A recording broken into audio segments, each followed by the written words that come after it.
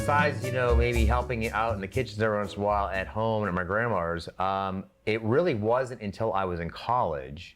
I was in college, and honestly, for the first year and a half or so in college, I was kind of floundering because I really didn't know what I wanted to do.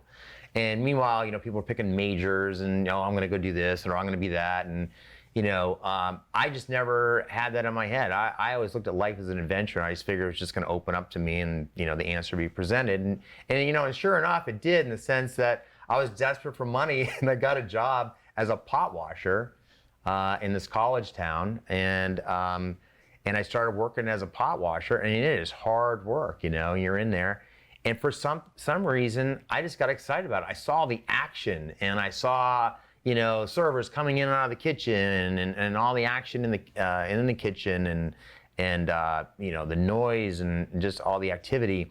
And I go, boy, this is really different. This is kind of an interesting world. And pretty soon I started doing prep, and I got taught how to use a knife.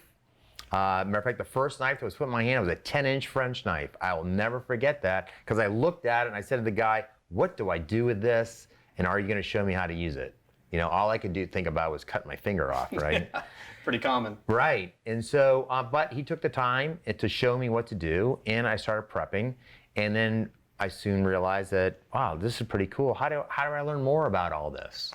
And in the middle of college, I pulled up, left, and I went to culinary school, because I was like, that's what I want to do. I want to learn how to make all this happen. My goal wasn't necessarily to become a chef.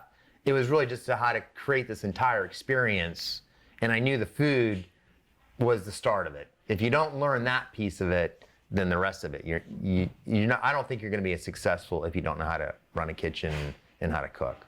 There's definitely an energy in food service like none other, isn't there? It is totally true. How about you?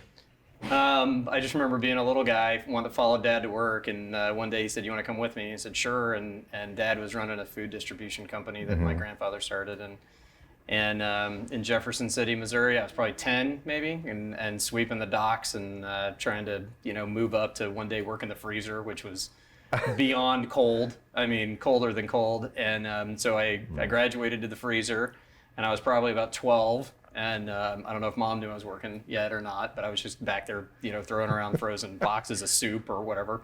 And then I got the big job. And back then, and we may still do it today, I don't even know, but we were grinding fresh hamburger. And I'll never forget this giant lethal contraption where you grind hamburger, and it's got this big long silver tube, and you've got these white cotton gloves, and there's stuff coming out, and you're putting the plastic bag on, and you're trying to hit 10 pounds exactly, and it was a game. And I mean, you had to be within so many, point whatever, and it was fun, but it was cold, man. I didn't feel my hands for days, and so yeah, I still blame that on my dad. But my hands are starting to thaw out. But yeah, no, it was fun, and it's all I knew. I mean, it was all my family did since I was a kid, so I just figured that was my life, and still is today. Always will be, no matter what I do. It's awesome. Yeah.